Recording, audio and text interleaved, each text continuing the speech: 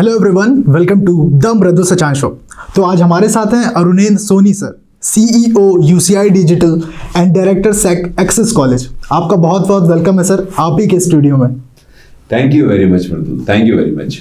तो सर आप एक करियर काउंसलिंग करते हैं, मोटिवेशनल स्पीकर भी हैं, तो आई गेस बिफोर ऑल आपको एक टीचर कहना बेस्ट रहेगा। Perfect. I prefer always like to be known as a teacher. Yes, mentor as well, because beyond teaching there's something जहाँ मैं स्टूडेंट से बहुत पर्सनलाइज होकर के उनकी मेंटोरिंग करना प्रेफर करता हूँ, ताकि सिर्फ किताबें नहीं, बियॉन्ड दैट भी बहुत सारी चीजें जो उनके साथ शेयर की जा सके। Alright sir. तो सर आप कोचिंग इंडस्ट्री में आने से पहले एक एमएनसी के लिए काम करते थे। Yes Mridul. So what made you leave that job and come into coaching industry? ज्यादातर लोग तो ये बोलते हैं कि it is like by chance और बाय चॉइस ऐसा हुआ, लेकिन मैं ऐसा कुछ नहीं बोलूंगा। Neither it was by chance और by choice, I was forced to get into that. वो कुछ ऐसा था कि थोड़ा सा अगर हम पीछे चलें और उसने कैसे बिल्ड किया मेरा ये बनना कि मैं एज अ मोटिवेशनल स्पीकर भी एमर्ज हुआ, उसके पीछे की कहानी वही है कि लाइफ में हम बहुत बड़े चेंजेस नहीं चाहते हैं। बहुत बड़े चेंजेस से अगर आप अडेप्ट करते हो तो आपका एक सोशल ब्रेक हो जाता है। वो सोशल ब्रेक को जोड़ने के लिए और या बनाए रखने के लिए कहीं ना कहीं यू नो कहते हैं ना, going back to your roots. तो वर्किंग विद एमएनसी और मेरा जो बैकग्राउंड था जहां से मैं चला था, वो विलेज का बैकग्राउंड, वो स्मॉल टाउन का बैकग्राउंड, वहां से लेकर के अगर मैं एक बॉम्बे में एक एमएनसी में काम कर रहा था, वो कल्चर डिफरेंट था, वो लाइफ डिफरेंट थी। मैंने उससे बहुत कुछ सीखा उन 5 सालों में, लेकिन अगर मैं उसको सस्टेन कर लेता बहुत लंबे समय तक के लिए तो मैं डिटैच हो जाता। तो वो डिटैचमेंट को खत्म करने के लिए मैंने जो कुछ भी सीखा था उसको एक ब्रेक दे करके वापस मैं आया। And teaching is the best profession to get into disseminate information, knowledge, success, even failure, and everything to the masses. Yes. And that's the main reason my coming back to my roots and starting my career as a teacher and later mentoring and getting into motivational speaking as well. Okay sir. तो soul purpose क्या था आपका coaching industry में आने के लिए? क्या वो ये था कि आप मासेस से बेटर वे में कनेक्ट हो पाए या कुछ और? अगर हम इसको 2 एंगल से देखें कि आप एक बहुत अच्छी एमएनसी में जॉब कर रहे हैं, आप जॉब छोड़ते हो, तो पहली चीज तो सर्वाइवल होती है। The first idea comes in everyone's mind, कहते हैं ना कि पेट भरा हो तब राम का नाम आसानी से निकलता है। तो पहला तो ऑब्जेक्टिव यही था कि मतलब I should get into teaching so that I can earn bread and butter just to survive myself and my family. वो कोर ऑब्जेक्टिव था। कहीं ना कहीं ये जरूर था कि सिंस हमारी I am the 4th generation in my family who is into teaching, तो मैं थोड़ा ट्रैक से डिफरेंट गया था। आई वाज इनटू मार्केटिंग, लेकिन कहीं ना कहीं ये लग रहा था कि जो फैमिली ट्री है, जो फैमिली में टीचिंग का प्रोफेशन है, my father was a like lecturer in Hindi, grandfather was lecturer in Urdu, तो हमारी जो चली आ रही थी एक परिपाटी जिसको बोलते हैं, उसके थ्रू अगर मैं सर्वाइवल के रिसोर्सेज जुटा सकूं तो मुझे लग रहा है इससे अच्छा तो मृदुल मेरे लिए कुछ था ही नहीं। That was the main purpose. And later जैसे जैसे चीजें बेहतर होती गई, जैसे जैसे मेरा खुद का एक्सपोजर होता गया, जैसे जैसे मैं चीजों को समझने लगा, तो मुझे लगा कि नहीं, अब इसमें ही बहुत कुछ और अचीव करना है, और हम उस रास्ते बढ़ गए। Alright sir. तो इंडियन एजुकेशन सिस्टम को आप कैसे देखते हैं? क्या उसमें कुछ ऐसी चीजें हैं जो आप चेंज करना चाहते हो या कुछ ऐड ऑन करना चाहते हो? क्योंकि कई बार ऐसा होता है कि हमें कुछ टॉपिक्स ऐसे पढ़ा दिए जाते हैं स्कूल में जिनका लाइफ लॉन्ग कभी काम ही नहीं आता। वहीं फाइनेंशियल नॉलेज हो गया, लव लाइफ हो गया, इनके बारे में स्कूल्स में कभी बात ही नहीं होती। तो इस पर आपके क्या व्यूज हैं? एक्चुअली इंडियन एजुकेशन सिस्टम में को हम ये नहीं कह सकते हैं कि कंप्लीट फ्लॉ है, ये नहीं कह सकते हैं, क्योंकि मेरा भी एक बेसिक आइडिया ये था कि मैंने बीएससी किया, बायोलॉजी से किया, क्यों किया, एंड देन एमबीए किया। फिर एमबीए में जो कुछ भी मैंने पढ़ा, क्या उसका मैं रियल लाइफ में उतना यूटिलाइजेशन कर सका, या करंट में मैं जो कुछ भी कर रहा हूं क्या मेरा पढ़ा हुआ वो काम आ रहा है? 2 चीजें हैं मतलब बहुत क्लियरली यहां पर समझना जरूरी। पहली चीज तो ये कि आज जब मैं करियर काउंसलिंग करता हूं तो मैं ये देखता हूं कि जिन 9th और 10th है, whether it is UP board, any state board, CBSE, ISC, कोई भी बोर्ड हो, सारे बोर्ड का जो 9th और 10th का स्टैंडर्ड है वो कहीं ना कहीं बहुत स्ट्रॉन्ग बिल्डिंग ब्लॉक है एक बेटर करियर के लिए। You think of any competition, UPSC से लेकर के आप कोई भी कंपटीशन उठा लीजिए, हर कंपटीशन में आपको कहीं ना कहीं एक वो फॉर्म मिलेगा जहां आपको बहुत अच्छी तरह से अंडरस्टैंडिंग होना चाहिए 9th और 10th की। तो फिर हम उस एजुकेशन को कंप्लीटली कैसे गलत ठहरा सकते हैं? जहां आप ज्योग्राफी पढ़ते हो, नेशनल और यानी कि वर्ल्ड ज्योग्राफी और इंडियन ज्योग्राफी पढ़ते हो, जहां आप कॉन्टिनेंट्स के बारे में जानने की कोशिश करते हो, लेटर एज में जाकर के आप को रिलेट करना शुरू करते हो। इसको इस तरह से देख सकते हैं कि सपोज आज जैसे आज मैं जब आप आए तो मैं I was working on one you know idea, और वो आइडिया ये था कि यूक्रेन और रशिया के जो कॉन्फ्लिक्ट्स चल रहे हैं उससे पूरा जो सेंट्रल एशिया है उसमें क्या इम्पैक्ट हो रहा है, और उस इम्पैक्ट से निकल करके इंडिया के जो आईआर है उस पर क्या फर्क आएगा।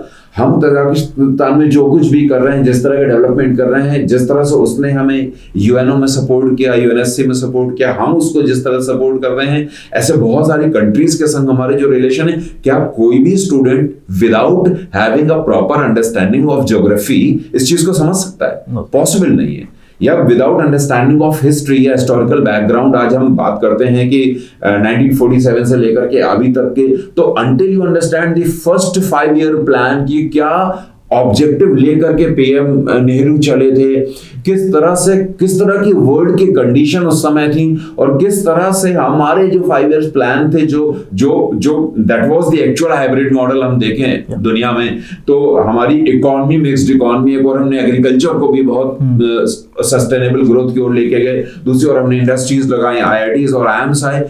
क्या ये सब कुछ without understanding polity and history क्या एक स्टूडेंट के लिए पॉसिबल है? हाँ, with the changes of the time अब बहुत सारी नई चीजें आना चाहिए, क्योंकि कोलैबोरेशन चल रहा है, कोलैबोरेटिव एजुकेशन चल रही है। आज फिजिक्स के साथ आप म्यूजिक पढ़ते हो, आपको वो रिलेशनशिप फाइंड आउट करनी है।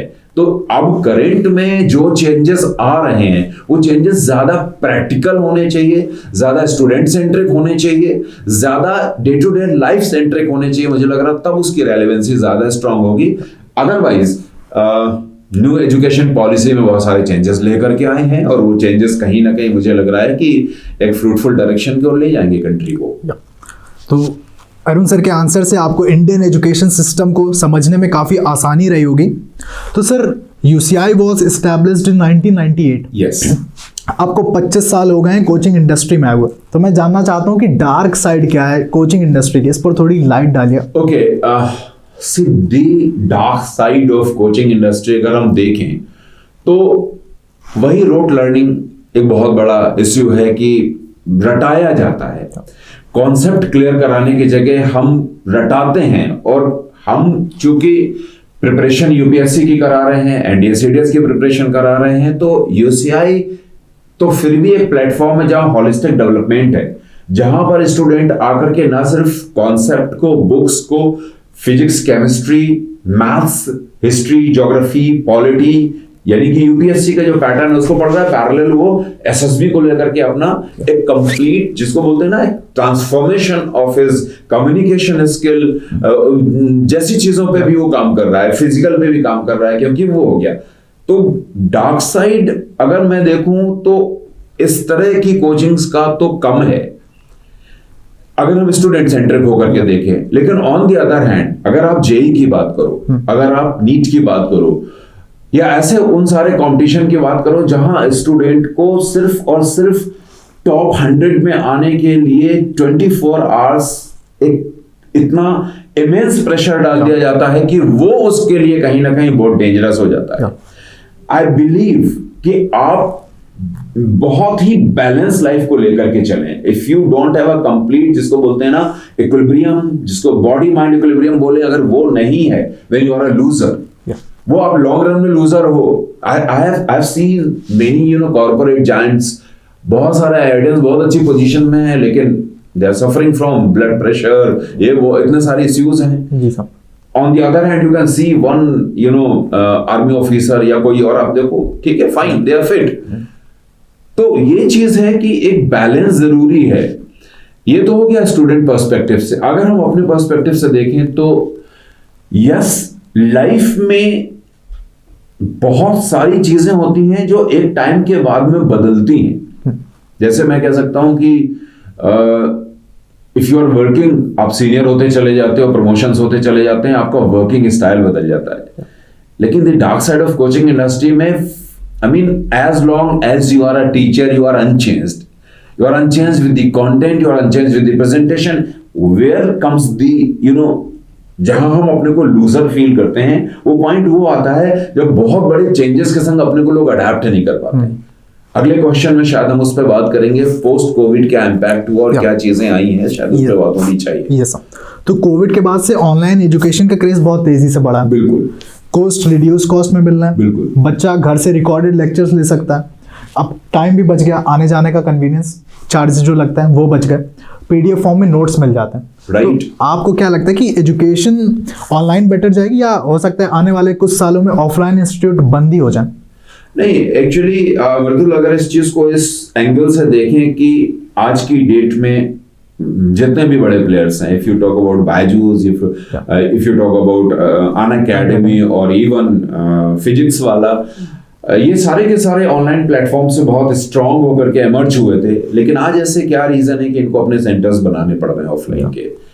क्यों ऐसा हो रहा है? एक्चुअली अगर हम देखें, चाहे वो स्क्रीन टाइमिंग एक बच्चे का जाना हो फोन पे, या उसको लैपटॉप में लेकर के पढ़ना हो उसको, या पीडीएफ से पढ़ना हो, वीडियो ट्यूटोरियल से पढ़ना हो, the kind of connect someone has in the offline class is not at all possible through online, not at all possible। क्योंकि हमारा, मुझे पता है कि ये हमारे सामने जो 25 बैठे हुए हैं बच्चे, इनके संग हमारे जो बॉन्ड्स हो रहे हैं, ये सिर्फ हमारे पढ़ाने के नहीं हो रहे, बियॉन्ड है। ये it's a kind of relationship, जो वन रिलेशनशिप डेवलप हो रही, वो मिसिंग है। चीजें सस्ती हो रही हैं, कोर्सेज बहुत सस्ते मिल रहे हैं, मासेस को मिल रहे हैं, but the kind of quality, the kind of personal attention needed, क्या वो वहां मिल पा रहा है? वो मिसिंग है। इसलिए अगला जो मॉडल है, या जिस मॉडल को लेकर के बहुत सारे प्लेयर्स को, मतलब कहते हैं कंप्लीटली वैनिश हो गए वो मार्केट से, ऑफलाइन प्लेयर्स, क्योंकि उन्होंने अपने को चेंज नहीं किया। एक चीज तो बिल्कुल मृदुल बिल्कुल क्लियर है कि आज की डेट में जितनी स्पीड से हम अपने मोबाइल को अपडेट करते हैं, जितनी स्पीड से हमारे एप्स अपडेट होते हैं, उतनी स्पीड से हमें अपडेट होना पड़ेगा। अगर हम नहीं हो रहे हैं तो हम बिल्कुल गायब हो जाएंगे। और अगर किसी को सस्टेन करना है लंबे समय तक के लिए, तो उसको ये अडेप्टेशन का रूल अपनाना पड़ेगा कि whatever changes are coming in the society और coming in the technology, one has to learn, adapt and move on, क्योंकि उसके बगैर कुछ भी पॉसिबल नहीं है। ये बिल्कुल फैक्ट है, and this is the only reality. जैसे एक सिंपल सा एग्जांपल लेके चलते हैं, there are many players in Kanpur who were giving the defence coaching. बड़े बड़े नाम हुआ करते थे, we were one of them. लेकिन 2019 में, हालांकि लेट, हमने अपना यूट्यूब चैनल चालू किया। इसके बाद लॉकडाउन आ जाता है, हम सस्टेन करते चले गए, कंटिन्यूअस सस्टेन करते चले गए, because of online platform as well as offline platform. थोड़ा टाइम लॉकडाउन खुला, ऑफलाइन बच्चे आ रहे हैं, फिर ऑनलाइन आ रहे हैं, हमने फिर ऐप में जाकर के पढ़ाना शुरू किया।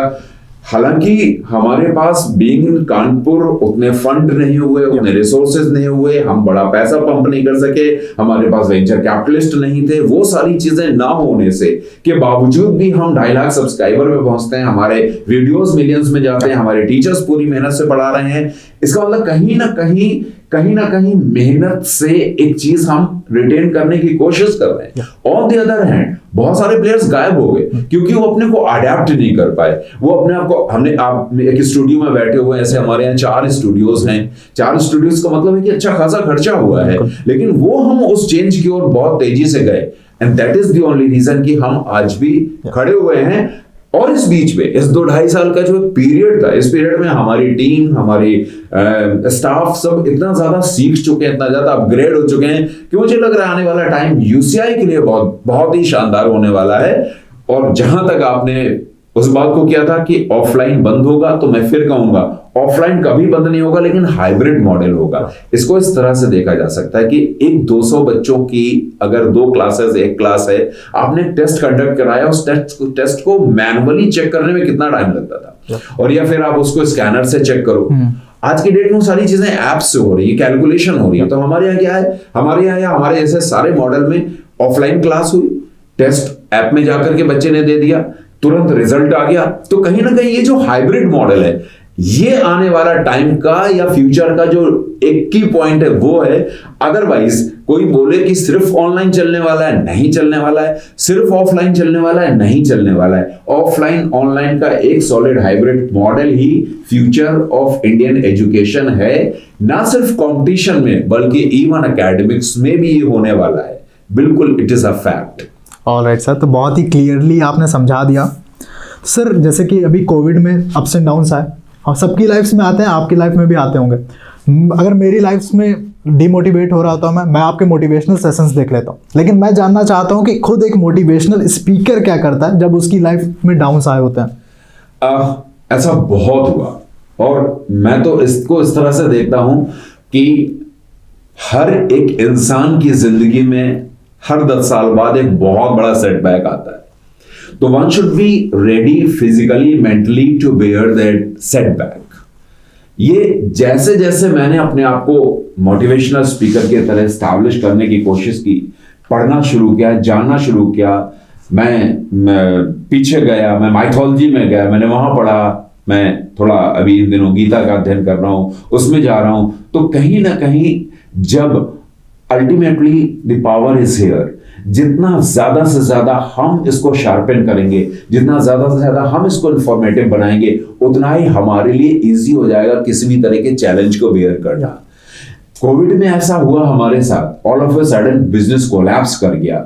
हम डिमोटिवेटेड होकर के सब कुछ खत्म कर सकते थे, लेकिन अंदर से एक फायर था कि हम कर ले जाएंगे, और उसके लिए सिर्फ और सिर्फ एक चीजें चाहिए थी, बीइंग अ लीडर। अगर मेरे चेहरे पे स्माइल नहीं है तो मुझे नहीं लग रहा मेरी टीम के चेहरे पे स्माइल आएगी। तो sometimes you have to see yourself as a father, not only for your family, father figure for your family, rather father figure for the entire team you are carrying with yourself. क्योंकि एक father का जो काम होता है, वो कितनी भी परेशानी में हो, बच्चे की अगर एक डिमांड है तो उसको जरूर पूरा करते हैं, कैसे भी करते हैं, और हर कंडीशन में हमेशा हर पिता मुस्कुराता हुआ दिखता है। तो मुझे लग रहा है कि मोटिवेशन का एक बेस्ट पार्ट ये रहा कि पहला सेटबैक था जब 1998 के आसपास में जब मैंने जॉब छोड़ी थी। It was not only one person जो ये लिख सकता है कि the monk who sold his Ferrari. ये सिर्फ रॉबिन शर्मा नहीं थे जिन्होंने the monk who sold his Ferrari, ये हर वो इंसान जिसने अपनी जिंदगी में चैलेंज लिया है, उसके साथ यही हुआ है। I can write the man who sold his Fiat car in 1998 when I wanted to start my new journey. तो यही चीजें हैं। वो एक सेटबैक पड़ा 2000 में, 2000 से 2010 तक एक सस्टेनेबल ग्रोथ की ओर हम गए। 10 से लेकर के 15 तक हम हाइपर ग्रोथ की ओर गए, हाइपर ग्रोथ की ओर। That was like UCI was rocking everywhere. फिर इसके बाद में अगले 3-4 साल खराब हुए, कुछ फैमिली ट्रेजेडीज हुई। I lost my father, that's what I said ना, ये जो जिंदगी में सेटबैक्स के लिए रेडी रहना चाहिए। Now at this age 2022 post covid we are gearing up again. कहते हैं ना, जब आप तैयार हो तो ईश्वर भी ताकत देता है आपको कि आप आगे बढ़ने की ताकत रखते हो, तो हम साथ हैं। तो मुझे लग रहा है कि एक सेल्फ मोटिवेशन, वो ड्राइव, वो फिजियोलॉजिकल चेंजेस, वो कहीं ना कहीं हार्मोनल चेंजेस हर इंसान के अंदर आते हैं। अगर वो चार्ज्ड अप है, अगर वो मोटिवेटेड है, तो I am like that only. और at this age I find myself fit, बिना किसी बीमारी के अगर मैं लड़ने की ताकत रखता हूं, तो मुझे लग रहा है इससे बड़ा तो कोई मोटिवेशन हो ही नहीं सकता है मेरे लिए। तो सर जैसा कि आपने बताया, आपने 1998 में यूसीआई शुरू करने के लिए आपको कार बेचनी पड़ी। तो सर इतनी मोटिवेशन कहाँ से आई? क्योंकि आज की डेट में अगर कोई बंदा एक जॉब मिल गई तो वहीं स्टक होकर रह जाता है, उसको कंफर्टेबल जोन से बाहर आना ही नहीं है, आना ही नहीं। तो आपको वो मोटिवेशन कहाँ से मिली और आपके फैमिली का रिएक्शन क्या था इस पर? एवरीवन वाज अपोजिंग कि नहीं, ये रास्ते नहीं चलना है। And then I was getting some 3.85, लगभग 4 लाख सैलरी थी मेरी 2000 में, and that was good enough. मुझे नहीं लग रहा है कि उस समय कोई भी ये चैलेंज लेने के लिए तैयार हो सकता है। लेकिन आपका एक दिन कैसा बीतता है, apart from the money you earn, how you pass your day and with the surrounded people, the kind of people you are surrounded with, आपका दिन कैसा बीतता है, कैसी पॉजिटिविटी आती, कैसी एनर्जी आती है। और शाम को जब आप बेड पे जाते हो तो आपको ऐसा तो नहीं लगता it was again a futile day for me? हर काम सही है, लेकिन आपकी पर्सनालिटी के अकॉर्डिंगली, आपके नेचर के अकॉर्डिंगली, आपकी वर्किंग कंडीशन के अकॉर्डिंगली वो है या नहीं है, वो समझना बहुत ज्यादा जरूरी है। तो मेरे साथ भी वही था, कहीं ना कहीं work which I was doing I was not enjoying. मुझे लग रहा था कि I am not meant for this, क्योंकि बचपन से एक जिस फैमिली बैकग्राउंड से मैं आया हूं, कहीं ना कहीं हमारा कम्युनिकेशन, टीचिंग, मेंटोरिंग, वो एक ऑब्जेक्टिव की ओर हम हमेशा रहे हैं। अपोज हुआ, बहुत अपोज हुआ, लेकिन अंदर से ये एक विल पावर थी कि हम कर ले जाएंगे। और देन कम दी कंप्लीट एक सिंक्रोनाइजेशन हुआ। मैं और मेरे पार्टनर साथ आए और हम लोगों ने एक लंबी यात्रा साथ में तय की, और अब फिर हम दोनों ही अपने अपने रास्ते हैं, आगे बढ़ने की तैयारी है। फिर एक पूरी मेहनत के साथ आगे बढ़ेंगे, तो journey goes like this only. ये बिल्कुल sir you are going wow. तो आपके फ्यूचर प्लान्स क्या हैं और आप खुद को 10 साल बाद कहां देखते हैं? सी माय फ्यूचर प्लान्स का अगर बिगेस्ट मोटिवेशन कोई है तो वो मैं मिस्टर अमिताभ बच्चन को मानता हूं कि if a man at his 80 approximately, अगर वो इस एज में आकर के भी अपने को रीइन्वेंट कर रहे हैं अगेन एंड अगेन, अगर वो अपने आप को रीएनर्जाइज कर रहे हैं अगेन एंड अगेन, अगर वो अपने आप को फिर से रीस्टैब्लिश करने की ताकत रख रहे हैं, तो मुझे लग रहा है कि मेरा सिर्फ सोल ऑब्जेक्टिव ये है कि मैं काम करता रहूं, लगातार काम करता रहूं till my last breath. That is the only objective. और वो काम इतना प्रोडक्टिव हो कि वो कहीं ना कहीं मेरे लिए वाव मूवमेंट लेके हमेशा आता रहे। बस ये है, I don't to sit idle. मैं नहीं चाहता हूं कि एक वो टाइम आए जब मैं ये सोचूं कि आज का दिन मुझे करना क्या है। For me every next day is planned, well planned, so that मुझे कुछ और सोचने की जरूरत नहीं पड़े, सिर्फ मैं अपने हिस्से का काम करके जाऊं। All right sir. तो सर अगर आपको एक डिफरेंस बताना हो एक एमएनसी में काम करने वाले अरुण सोनी में और आज के अरुण सोनी में, तो वो डिफरेंस क्या होगा? I am more confident now, और more knowledgeable, more confident, more fit compared to with what I was when I was 30, and now at 52 I find myself I'm better compared to that. और उसके पीछे reason यही रहा, optimism, positivity, energy, aura, आसपास का atmosphere, ये सब कुछ कहीं ना कहीं आपको कंटिन्यूस एनर्जी देते रहते हैं। और वो एनर्जी ही एक बहुत बड़ा रीजन रहा है कि I am a better person now, better learned, better presentator, better socially acceptable person I am today compared to when I was in MNC। क्योंकि वो डोमेन बहुत फिक्स्ड था, जहां पर आपके पास चार दीवारी तो उससे बाहर निकलना नहीं था आपको। यहां पर हम बियॉन्ड दैट डोमेन है, जहां पर मेरे साथ में जैसे कहते हैं 8 to 88 की रेंज वाले, कि अगर मैं एक 10 साल के बच्चे के साथ भी उतना ही कंफर्टेबल हूं जितना मैं एक 88 इयर्स के एजेड पर्सन के साथ में कंफर्टेबल हूं, तो ये जो कंफर्ट जोन है जिसने मेरे साथ एज गैप को वाइडन नहीं किया बल्कि ब्रिजेस कर दिया है, तो मुझे लग रहा है कि इससे बढ़िया तो मेरे लिए कुछ और हो ही नहीं सकता। I am happy that and the best part, 5 years back जिस कंपनी को मैंने छोड़ा था, और other I was forced to leave the company due to some unfavourable circumstances, 5 साल पहले उसी कंपनी ने मुझे उनके एम्प्लॉइज को मोटिवेट करने के लिए बुलाया।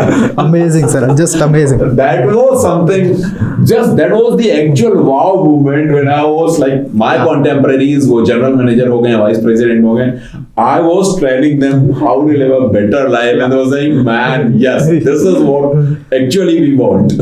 इसी दिन के लिए काम कर रहे थे। Sir today you have everything, तो मैं जानना चाहूंगा if you ever get a chance for to get 100 CR amount and do nothing for life. Okay. And the second option is you can start from zero with all the resources and knowledge you have today. तो आप कौन सा option लेंगे? Actually, वापस मृदुल वही बात करेंगे कि having all the resources and the work you do one hand and then 100 CR on the other hand, तो मेरे जैसे इंसान को ऑप्शन दे दिया जाए तो I will prefer B option.